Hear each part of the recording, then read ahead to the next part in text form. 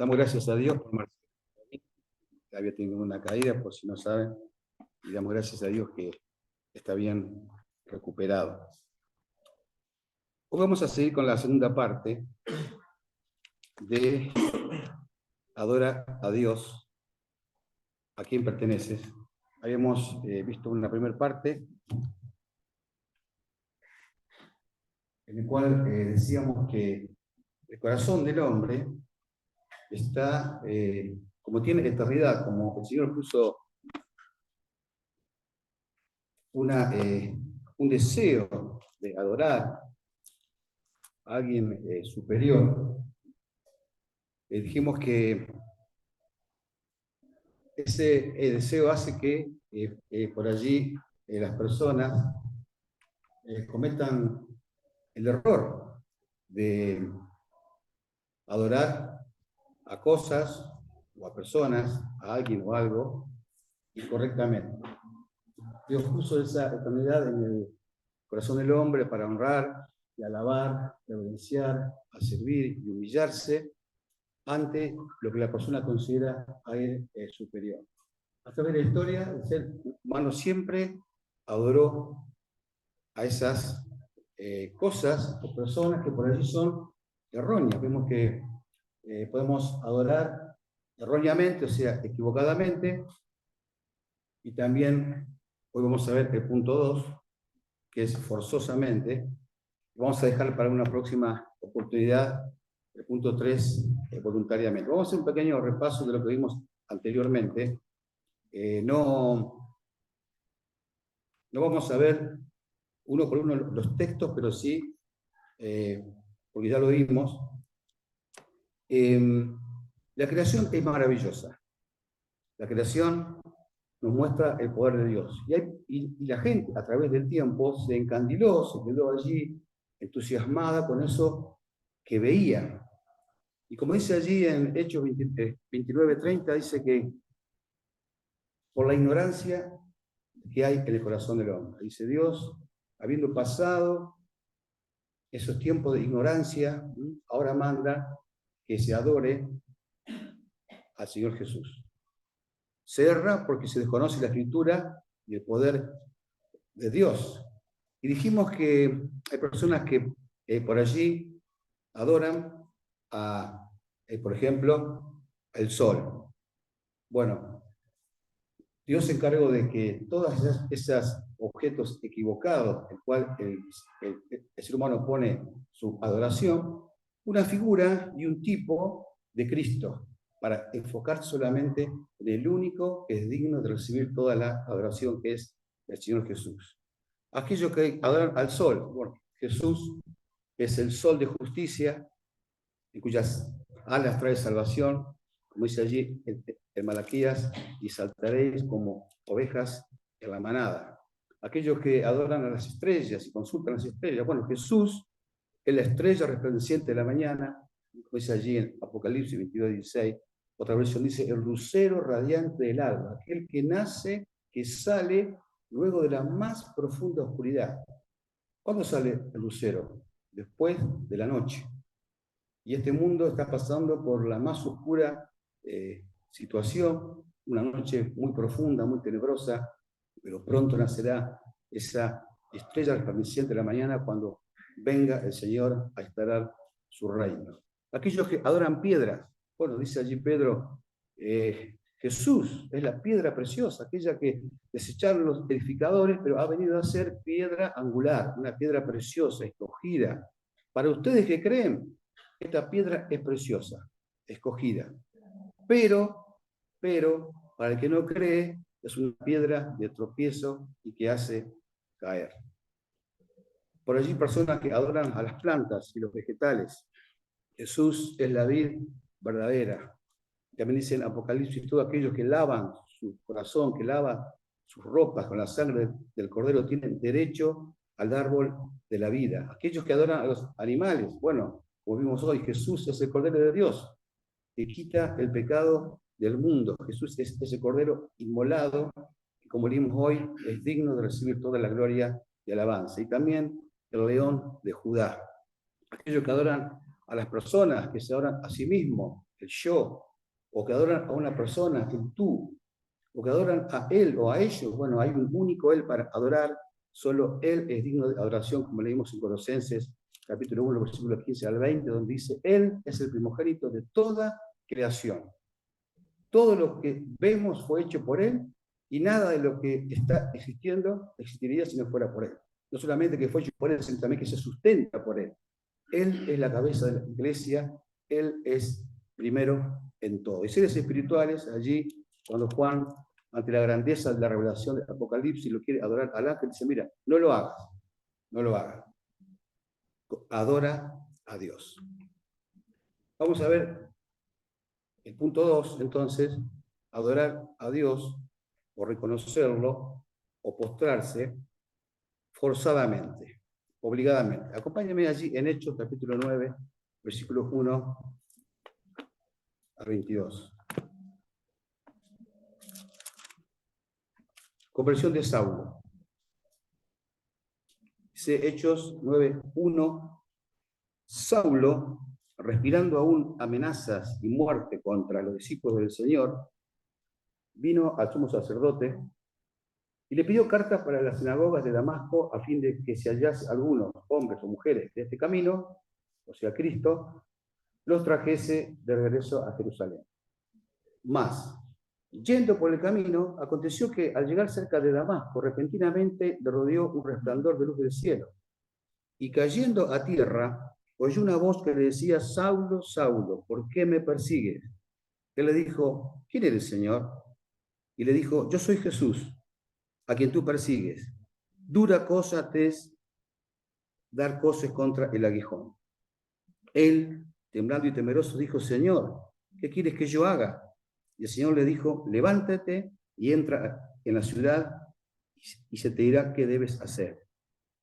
Y los hombres que iban con Saulo se pararon atónitos, oyendo la verdad la voz, mas sin ver a nadie. Entonces Saulo se levantó de tierra y abriendo los ojos no veía a nadie. Así que, llevándole por la mano, le metieron en Damasco, donde estuvo 3 días sin ver y no comió ni bebió. Había entonces en Damasco un discípulo llamado Ananías, a quien el Señor dijo en visión, Ananías, y él respondió, heme aquí, Señor.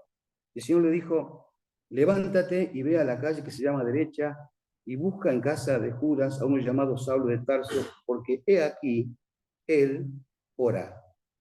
Y ha visto en visión a un varón llamado Ananías que entra y le pone las manos encima para que recobre la vista. Entonces Ananías respondió, Señor, he oído de muchos acerca de este hombre. ¿Cuántos males ha hecho a tus santos en Jerusalén? Que aún aquí tiene autoridad de los principales sacerdotes para prender a todos los que invocan tu nombre. El Señor le dijo, ve, porque instrumento escogido me es este para llevar mi nombre en presencia de los gentiles y de reyes y de los hijos de Israel. Porque yo le mostraré cuánto le es necesario padecer por mi nombre. Fue entonces Ananías y entró en la casa y poniendo sobre él las manos dijo, hermano Saulo, el Señor Jesús, que se te apareció en el camino por donde venías, me ha enviado para que recibas la vista y seas lleno del Espíritu Santo. Y al momento le cayeron de los ojos como escamas, y recibió al instante la vista y levantándose fue bautizado. Y habiendo tomado alimento, recobró fuerzas y estuvo Saulo por algunos días con los discípulos que estaban en Damasco. Pablo estaba sinceramente equivocado. Y Dios, en su amor, lo corrigió para mostrarle el camino verdadero. Así como nosotros podemos estar sinceramente equivocados y como todo buen padre, allí hay una figura que dice, fíjense, si tus pequeños hijos van corriendo rumbo a un abismo, persiguiendo coloridas mariposas, para detenerlos porque los amas, ¿no harías cualquier cosa?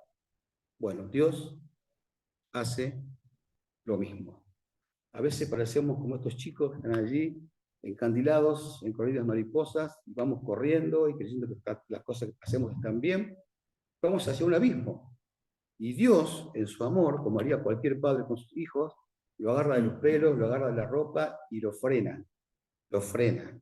Vemos que allí estaba Saulo, sinceramente convencido que estaba haciendo la voluntad de Dios. Él conocía la Torá, él conocía bien la ley, estaba convencido de que obraba bien, yendo por el camino. Y como le dice también allí a Ananías, este Jesús que se te apareció por el camino donde venías. En Proverbios 14:12 y también en 16:25 dice, hay camino que al hombre le parece derecho, pero su fin es camino de muerte. Y también en Proverbios 3:6 dice, fíjate de Jehová de todo tu corazón, no te apoyes en tu propia prudencia, reconócelo en todos tus caminos y él enderezará tus veredas.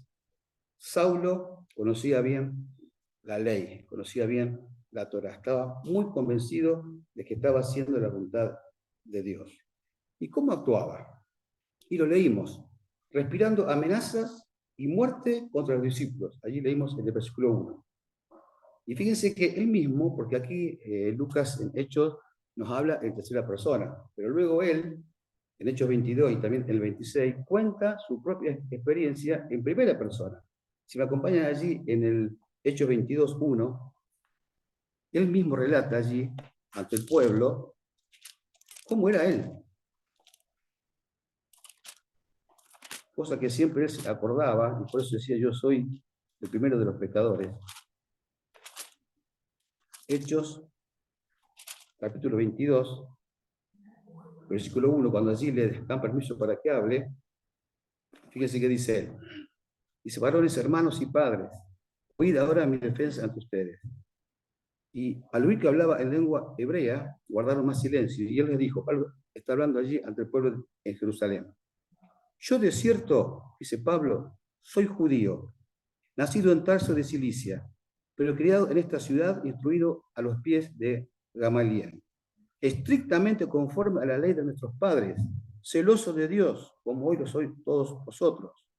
Y dice Pablo, perseguía yo este camino hasta la muerte, prendiendo y entregando en cárceles a hombres y mujeres, como el sumo sacerdote también me es testigo, y a todos los ancianos de quienes también recibí cartas para los hermanos, y fui a Damasco para traer presos a Jerusalén también a los que estuviesen allí para que fuese castigado. Y una página más adelante, en el 26:9, allí ante el rey Agripa, él vuelve a repetir cómo era, por qué camino venía él. Dice allí Hechos 26:9. Yo, dice Pablo, ciertamente había creído mi deber hacer muchas cosas contra el nombre de Jesús de Nazaret, lo cual también hice en Jerusalén. Yo, dice Pablo, encerré en cárceles a muchos de los santos, habiendo recibido poderes de los principales sacerdotes, y cuando los mataban, como fue el caso de Esteban, yo di mi voto. Y muchas veces, nos parece increíble que este era Saulo, ¿no? Que este era Pablo, pero era cuando era antes de conocer al Señor. Dice Pablo, muchas veces, castigándolos en todas las sinagogas, los forcé a blasfemar y enfurecido sobremanera contra ellos, los perseguí hasta las ciudades extranjeras. Fíjense de qué forma él estaba convencido y las cosas tremendas que hacía en contra de los hermanos. La pregunta es, ¿y nosotros no andaremos en caminos que nos parecen correctos, pero su fin es camino de muerte? ¿Cuánta gente piensa que siendo bueno, según su propio concepto de bondad, se gana el cielo? ¿Cuántos creen que por hacer buenas obras se merecen la gloria? ¿Cuántos creen que por cumplir ritos y ceremonias y liturgias ya son salvos?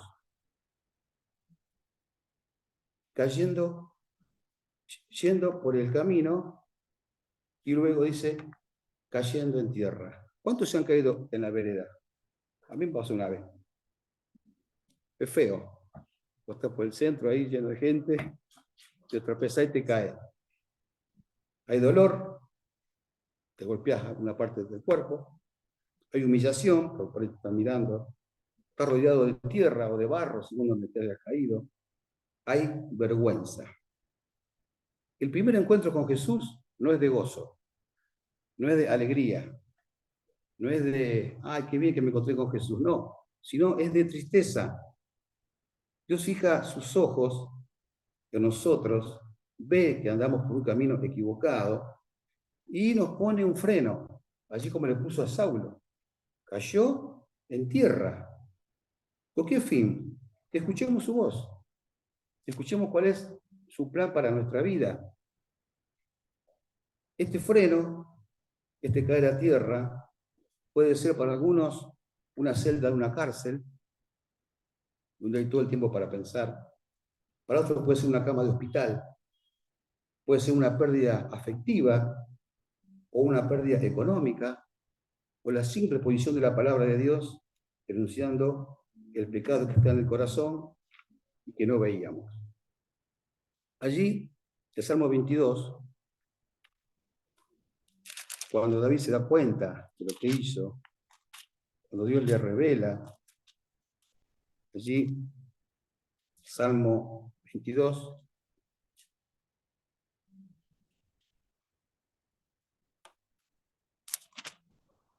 perdón, es el 32, 32, no es 22.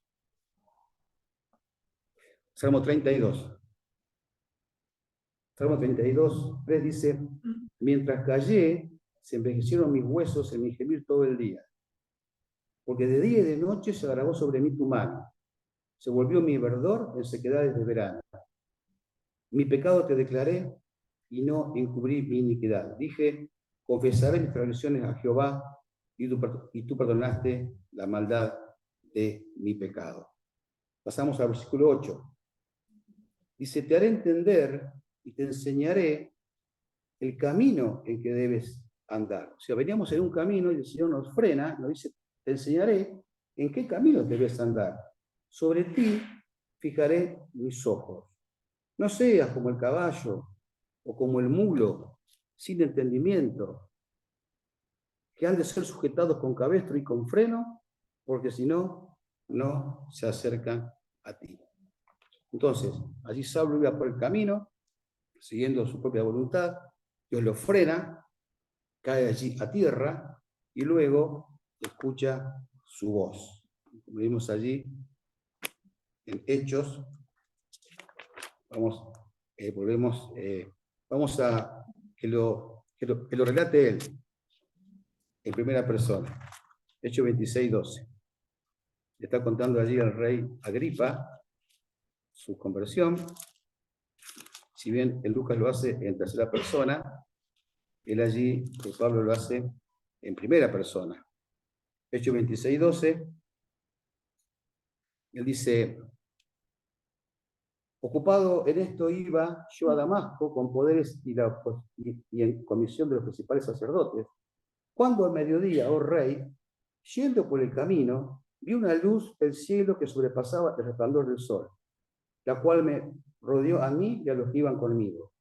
Y habiendo caído todos nosotros en tierra, oí una voz. Oí una voz que me hablaba y decía en lengua hebrea, Saulo, Saulo, ¿por qué me persigues? Dura cosa te es dar cosas contra el aguijón. Entonces dije, ¿quién eres, Señor?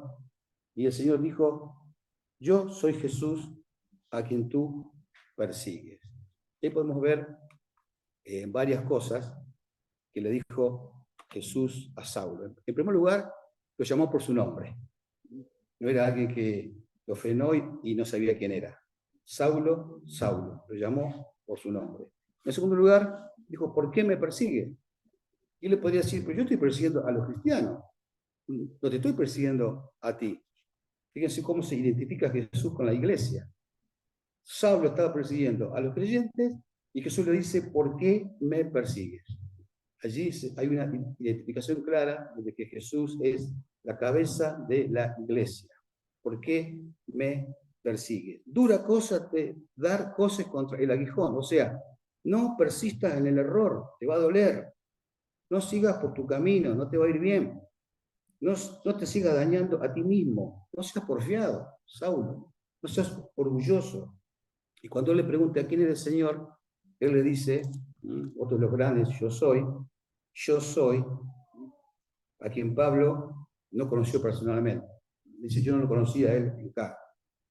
Cuando Jesús se interpone en nuestro camino, hay que tomar una decisión bien personal. O seguimos en ese camino de muerte, o nos arrepentimos y seguimos a aquel que dijo, yo soy el camino, y la verdad y la vida, y nadie viene al Padre sino por mí. Esa situación de humillación, arrepentimiento, de caer en tierra, es pasajera. Luego viene el levantarse, luego viene la comisión, luego viene la tarea. Jesús revela qué desea de Pablo. Allí en Hechos 9, volvemos unas páginas más hacia atrás. Hechos 9 es 15, lo que le dice el Señor a Ananías, ve porque Pablo, instrumento escogido, me es este. O sea, le está diciendo ahí a Ananías que Pablo era un instrumento escogido. ¿Para qué? Para llevar mi nombre en presencia de los gentiles y de reyes y de los hijos de Israel. Dice, yo le mostraré cuánto le es necesario padecer por mi nombre. Volvemos al 26. Allí Pablo amplía las palabras del Señor Jesús. 26, 16. Dice el Señor Jesús a Pablo, pero levántate, no te quedes en tierra, y ponte sobre tus pies, porque para esto he aparecido a ti, para ponerte por ministro y testigo de las cosas que has visto y de aquellas en que te apareceré a ti, librándote de tu pueblo, de los gentiles, a quien ahora te envío, para que abran sus ojos, para que se conviertan de las tinieblas a la luz y de la potestad de Satanás a Dios, para que reciban por fe que es en mí, perdón de pecados y herencia entre los santificados. Luego dice Pablo, rey, he aquí, yo no fui rebelde a la visión celestial. ¿Cuál es la consecuencia de este encuentro? ¿Cuál es la consecuencia de este encuentro con el Señor Jesús? Hay un cambio de rumbo, hay un cambio de vida, hay un cambio en el pensar, en el hablar y en el actuar. Volvamos a Hechos 9, versículo 20, el cambio que sucedió en la vida de Pablo. Hechos 9, 20. Enseguida predicaba a Cristo en las sinagogas, diciendo que este era el Hijo de Dios. Y todos los que lo oían estaban atónitos y decían, ¿no es este el que asolaba en Jerusalén a los que invocaban este nombre? Y a eso vino acá, para llevarlos presos ante los principales sacerdotes. Pero Saulo mucho más se esforzaba y confundía a los judíos que moraban en Damasco, demostrando que Jesús era el Cristo. Allí, este encuentro dramático que tuvo Saulo con el Señor Jesús, le hizo cambiar de rumbo, le hizo cambiar de vida, le hizo cambiar de dirección. Pregunta para vos, para mí es, ¿tuve un encuentro personal con Cristo donde el primer momento no fue alegría ni gozo, sino que hubo un caer a tierra donde lloré, me humillé, me arrepentí, me avergoncé de mis pecados, y Él me levantó y cambió la dirección de mi vida? Si no es así, hoy es día de salvación. Y quiero hacer una aclaración. No solamente el Señor nos hace caer a tierra cuando no lo conocíamos y estábamos perdidos en el mundo, pensando cualquier cosa y Él se interpuso en nuestro camino, sino también nos hace caer a tierra cuando estamos en el camino, ya somos creyentes por ahí de años y nos desviamos de la palabra de Dios. Allí también el Señor nos habla y nos frena por amor, porque nos quiere, nos ama y quiere que cumplamos su propósito en esta vida. Si aún nunca has aceptado al Señor Jesús, la invitación es aceptarlo, abrir el corazón, pedir perdón por los pecados y decirle al Señor, necesito un cambio de vida. No quiero vivir más como estoy, no quiero seguir por este camino. Quiero tu paz, quiero tu amor, quiero tu perdón, quiero tener felicidad que en este momento no tengo. Vamos a cerrar nuestros ojos y oramos. Señor, te damos gracias por el ejemplo de Saulo, que luego fue Pablo, de qué forma tú le hablaste al corazón. Y nos acordamos, Señor, también cuando tú te interpusiste en nuestro camino. Tal vez pensamos que estamos haciendo las cosas bien, según nuestro real entender y parecer, y copiábamos las cosas del mundo, lo que nuestra familia nos inculcó, pero un día escuchamos tu palabra y nos dimos cuenta que éramos pecadores. Y así como Saulo le preguntó, ¿qué quieres que haga, Señor? Tu respuesta es, cree en mí, cree en el Señor Jesucristo, arrepiéntete de tus pecados, abre el corazón para comenzar una nueva vida como comenzó Pablo. Te damos gracias, Señor, por la mayoría de los que estamos aquí, ya hemos tenido este encuentro. Entonces, Señor, si hay alguien que no te conoce, yo pueda decirle, Señor, te necesito, no quiero más estar solo, no quiero más sentirme triste, ni angustiado, ni con tristeza, ni en depresión. Quiero sentir tu amor, tu paz en mi corazón. En el nombre de Jesús. Amén. Amén. Que Dios le bendiga, hermanos. La próxima reunión es el día miércoles a las 20:30 horas.